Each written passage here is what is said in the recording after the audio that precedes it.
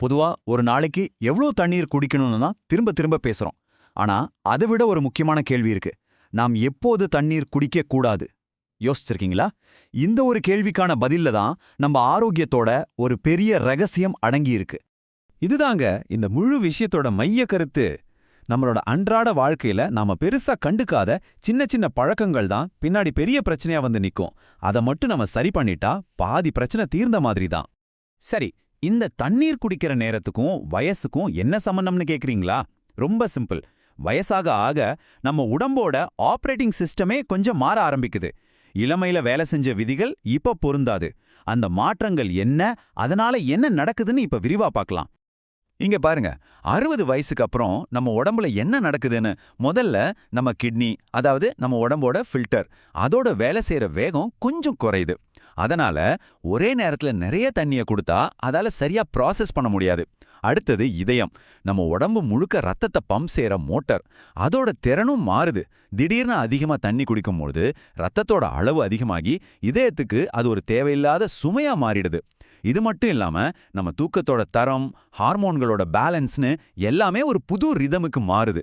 இதனால நம்ம குடிக்கிற தண்ணிய நம்ம உடல் கையாளுற விதமும் மொத்தமா மாறுது.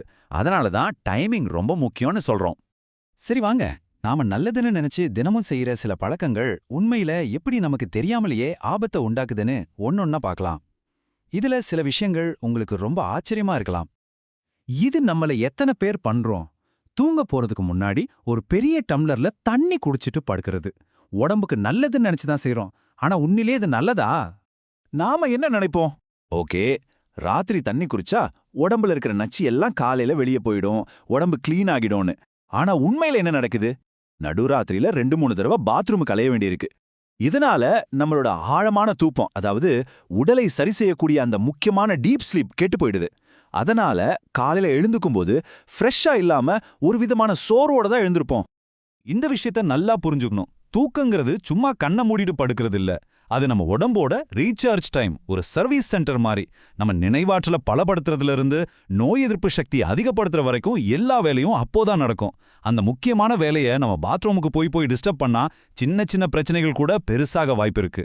இது வெறும் அசௌகரியம் இல்ல, நம்ம உடம்பு நமக்கு கொடுக்குற ஒரு வார்னிங். அடுத்ததா இந்த பழக்கம், நல்ல வயிறு முட்டை சாப்பிட்டுட்டு உடனே ஒரு சொம்பு தண்ணி எடுத்து குடிக்கிறது. அப்படா சாப்பாடு நல்லா ஜீரணமாவும் நினைப்போம். ஆனா அங்கதான் ஒரு ட்விஸ்ட் இருக்கு.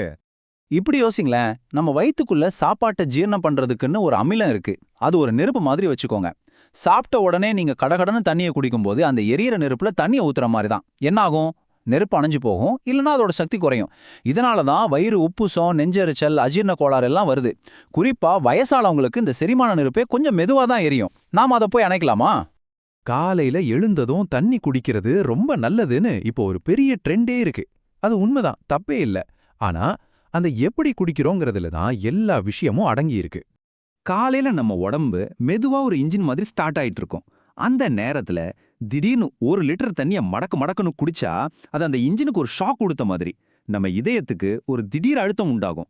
ரத்த அழுத்தம் திடீர்னு ஏறி இறங்கி சில பேருக்கு தலை சுற்றல் கூட வரலாம். முக்கியமா பெரியவங்களுக்கு இது இதயத்துல தேவையில்லாத ஒரு சுமை ஏத்துற மாதிரி. சரிப்பா, இவ்ளோ நேரம் எதெல்லாம் செய்யக்கூடாதுன்னு பார்த்தோம். அப்போ எப்படிதான் தண்ணி குடிக்கிறது? வாங்க அதுக்கான சிம்பிளான தீர்வுகளை பார்க்கலாம். இங்க இருக்கிற இந்த 5 வழிகளும் ரொம்ப சிம்பிள். 1, மெதுவா குடிங்க. மடமடன்னு குடிக்காம ரசிச்சு சிப் பண்ணி குடிங்க. அப்போதான் நம்ம உடம்பு தண்ணிய சரியா உள்வாங்கும். 2வது, கொஞ்சம் கேப் விட்டு குடிங்க. ஒரே டைம்ல உடலுக்கு அதிக பாரத்தை கொடுக்காதீங்க. 3வது, தூங்குறதுக்கு ஒரு 2 மணி நேரம் முன்னாடியே தண்ணி குடிக்கிறத நிறுத்திக்கோங்க. அப்போதான் நிம்மதியா தூங்கலாம். 4வது, சாப்பிட்டதுக்கு அப்புறம் கொஞ்ச நேரம் கழிச்சு தண்ணி குடிங்க. செரிமானத்துக்கு அதோட வேலையை செய்ய விடுங்க. கடைசியா ரொம்ப முக்கியமான பாயிண்ட், உங்க உடல்நிலைக்கு ஏத்த மாதிரி குடிங்க. எல்லாருக்கும் ஒரே அளவு செட் ஆகாது. உங்க டாக்டர் கிட்ட ஒரு வார்த்தை கேட்டுக்கிறது எப்பவுமே நல்லது. இதுதான் ஸ்மார்ட்டான வழி. நாம இவ்ளோ நேரம் பேசுனதோட மொத்த சாராம்சம் என்னன்னு தெரியுமா? அது ஒரே ஒரு விஷயத்துல வந்து நிக்கும். இந்த முழு விளக்கத்தோட ஒரே மையப்புள்ளி இதுதான். இந்த வாக்கியம் ரொம்ப சக்தி வாய்ந்தது. நம்ம உயிர் வாழ காரணமா இருக்கிற இதே தண்ணீர் தான் நம்ம குடிக்கிற முறையை பொறுத்து நமக்கு மருந்தாவும் இருக்கலாம், மெதுவா வேலை செய்யற ஒரு விஷமாவும் இருக்கலாம். ஆமா, அந்த மருந்துக்கும் விஷத்துக்கும் இருக்கிற ஒரே வித்தியாசம் நேரம். நாம எப்ப குடிக்கிறோங்கிறது தான் அது மருந்தா இல்ல விஷமானு தீர்மானிக்குது.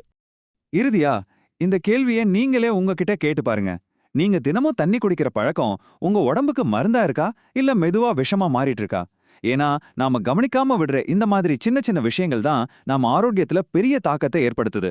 யோசிப்போம், சரியா செயல்படுவோம்.